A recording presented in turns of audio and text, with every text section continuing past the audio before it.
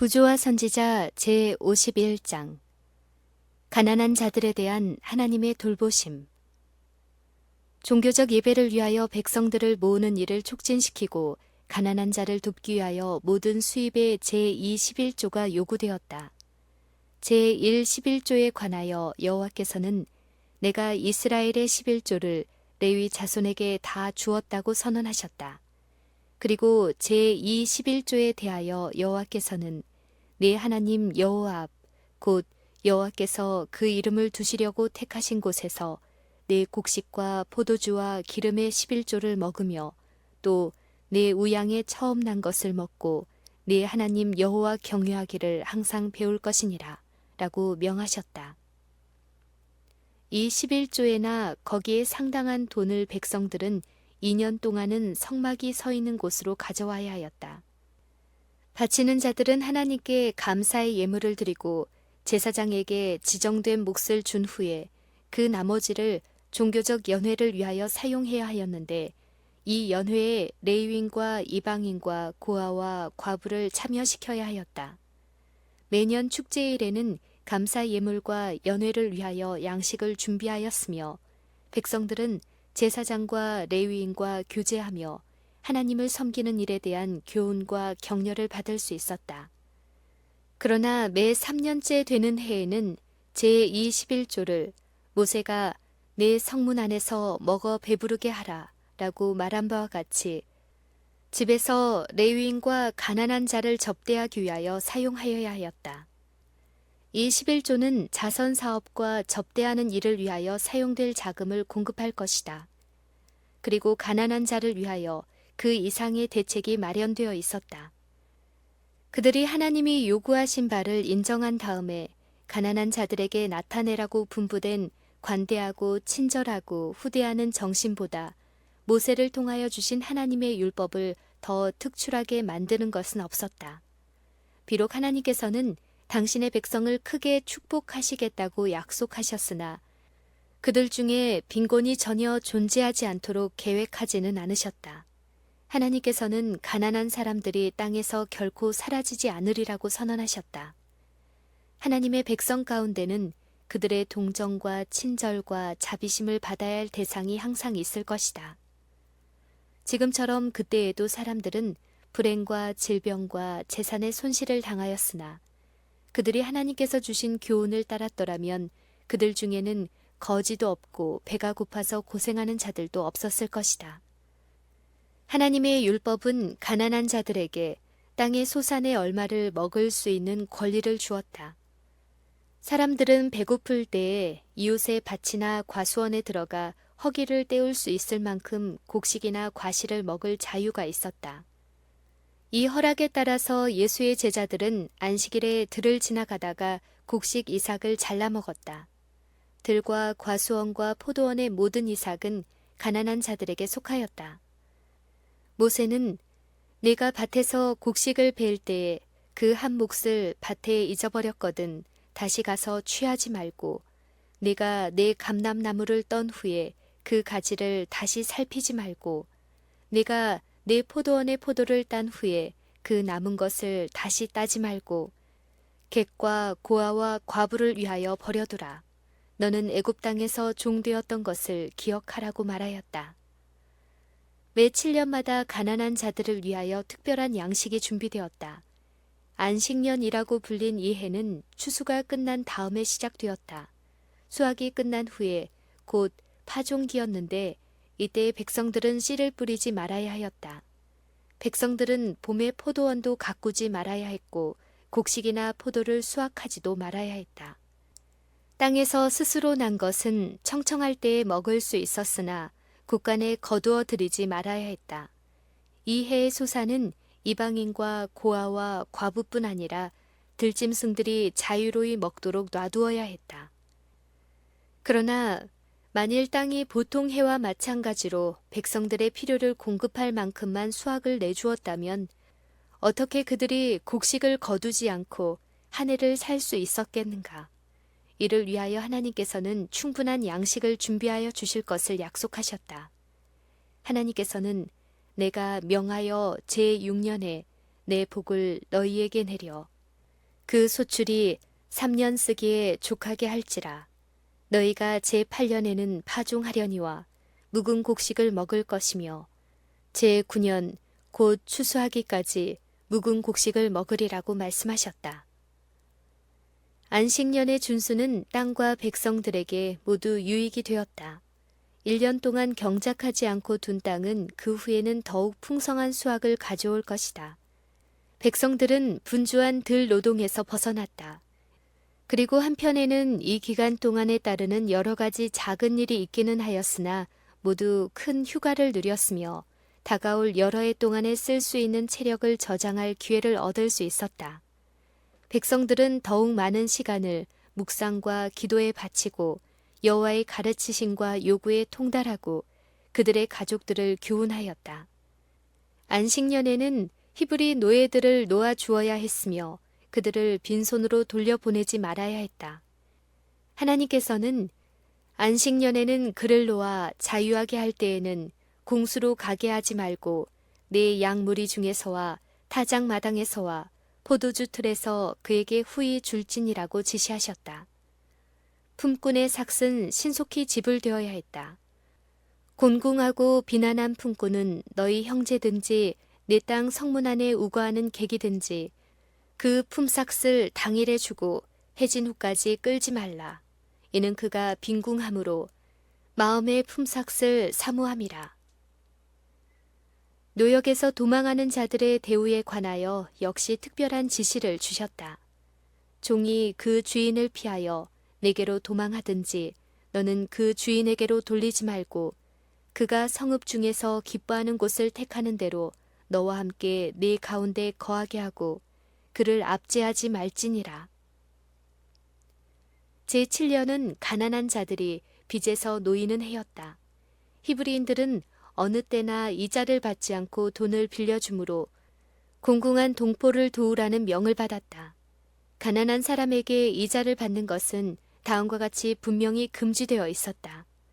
내 동족이 비난하게 되어 빈손으로 내 곁에 있거든 너는 그를 도와 객이나 우거하는 자처럼 너와 함께 생활하게 하되 너는 그에게 이식을 취하지 말고 내 하나님을 경외하며 내 형제로 너와 함께 생활하게 할 것인즉 너는 그에게 이식을 위하여 돈을 꾸이지 말고 이익을 위하여 식물을 꾸이지 말라. 만일 빚을 면제년까지 갚지 못할 때에는 원금까지도 되찾을 수 없었다. 백성들은 다음과 같은 이유로 도움이 필요되는 동포를 버리지 않도록 분명한 경고를 받았다. 가난한 형제가 너와 함께 거하거든 내 마음을 강팍해 하지 말며 내 손을 움켜쥐지 말고 삼가 너는 마음에 악념을 품지 말라. 곧 이르기를 제7년 면제년이 가까웠다 하고 내 궁핍한 형제에게 악한 눈을 들고 아무것도 주지 아니하면 그가 너를 여호와께 호소하리니 네가 죄를 얻을 것이라. 땅에는 언제든지 가난한 자가 그치지 아니하겠으므로 내가 네게 명하여 이르노니 너는 반드시 내 경내 내 형제의 곤란한 자와 궁핍한 자에게 내 손을 펼지니라. 반드시 내 손을 펴서 그 요구하는 대로 쓸 것을 넉넉히 꾸어주라. 아무도 자신들의 너그러움이 그들을 빈곤하게 만들 것이라고 염려할 필요는 없다. 하나님의 명령을 순종하면 분명히 번영하는 결과를 가져올 것이다. 하나님께서는 내가 여러 나라에 꾸어줄지라도 너는 꾸지 아니하겠고 네가 여러 나라를 치리할지라도 너는 치리함을 받지 아니하리라 말씀하셨다. 7 안식년, 즉 7년이 7번 지난 후에는 대면제년, 곧 희년이 되었다.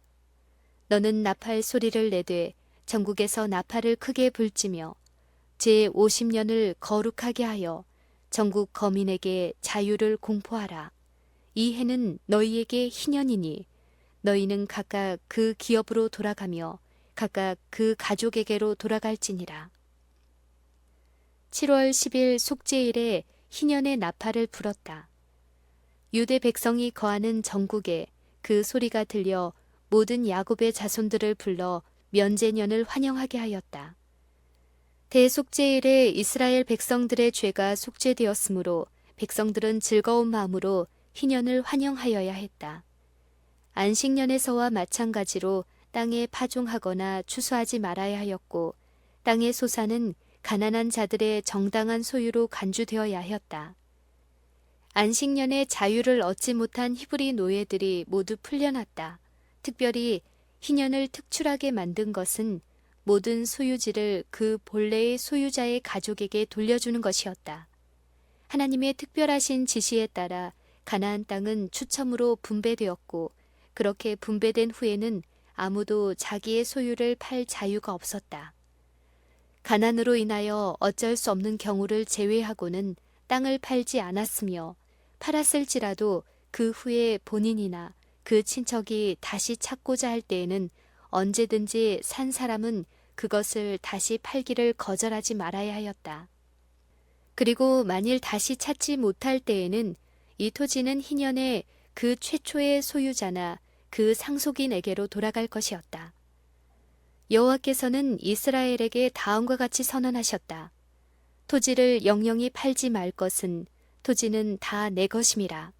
너희는 나그네요 우거하는 자로서 나와 함께 있느니라.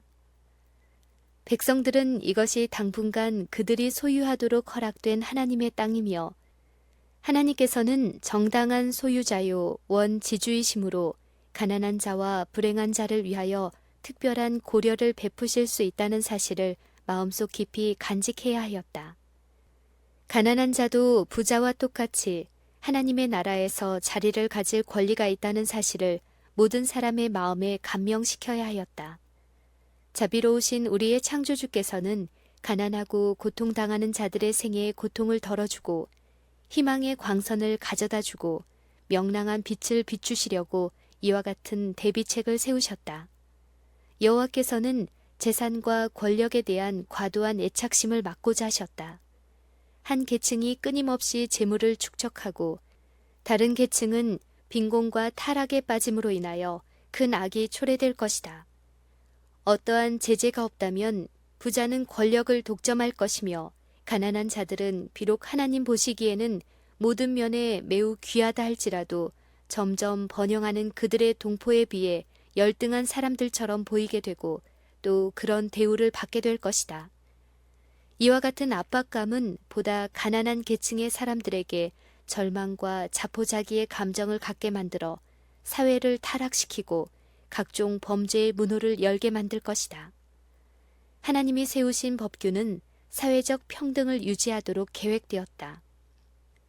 안식년과 희년을 마련하신 것은 그동안 발생된 온 국가의 사회적, 정치적, 경제적 구조의 그릇된 점을 대폭 시정하시려는 의도에서였다. 이 법규들은 가난한 자들뿐 아니라 부자들에게도 축복이 되도록 하시기 위하여 제정되었다. 이것들은 허욕과 자고하는 성벽을 제어하고 고상한 박의 정신을 함양할 수 있으며 각 계급 사이의 호의와 신뢰심을 육성하므로 사회적 질서와 정치적 안정을 이룰 수 있다. 우리 모두는 인간이라는 거대한 피륙에 함께 짜여 있으므로 우리가 다른 사람의 이익과 향상을 위하여 하는 모든 것은 그것이 무엇이든지 간에 우리에게 축복을 가져올 것이다. 상호 의존 법칙은 사회의 모든 계층에 다 적용된다. 가난한 자가 부자를 의지하는 것 못지않게 부자도 가난한 자를 의지하고 있다. 한 계층이 하나님께서 부유한 이웃에게 하사하신 축복의 일부를 요청하는 한편 다른 계층은 가난한 자의 자본인 뇌와 뼈와 근육의 힘으로 하는 노역을 필요로 한다. 여호와의 명령을 순종하는 조건으로 이스라엘에게 큰 축복이 약속되었다. 여호와께서는 내가 너희 비를 그 시우에 주리니 땅은 그 산물을 내고 밭의 수목은 열매를 맺을지라.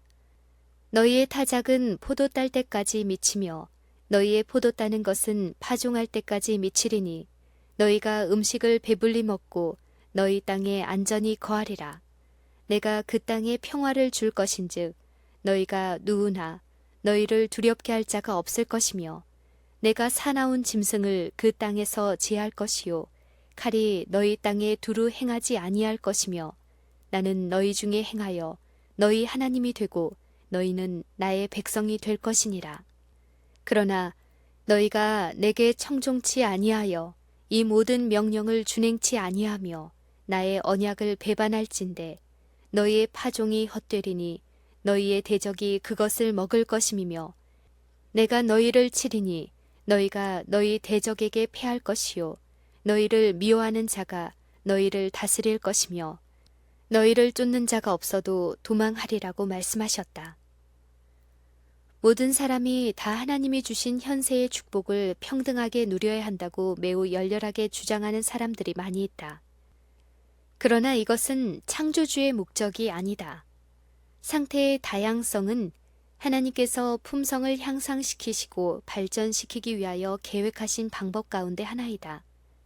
오직 하나님께서는 세상의 재물을 가진 사람들로 하여금 그들 자신이 고통당하고 궁핍한 자들을 위하여 써야 할 자금을 위탁받은 당신의 청지기에 불과하다는 것을 스스로 생각하게 하려 하신다. 그리스도께서는 가난한 자가 항상 우리와 함께 있을 것이며 당신은 당신의 고통당하는 백성에게 관심을 가지신다고 말씀하셨다. 우리의 구주의 마음은 이 세상에서 가장 가난하고 가장 낮은 당신의 자녀들을 동정하신다. 구주께서 우리에게 우리는 세상에서 당신을 대표하는 자들이라고 말씀하신다. 구주께서는 당신의 고통과 압박당하는 자들에게 대하여 느끼시는 사랑을 우리 마음에 각성시키시려고 우리들 가운데 그들을 두셨다. 그들에게 베푼 동정과 자비심은 마치 당신 자신에게 베푼 것처럼 그리스도께서는 그것을 받으신다. 그들에게 잔인하게 대한 행위나 등한히 한 행동은 마치 그리스도께 행한 것처럼 간주된다.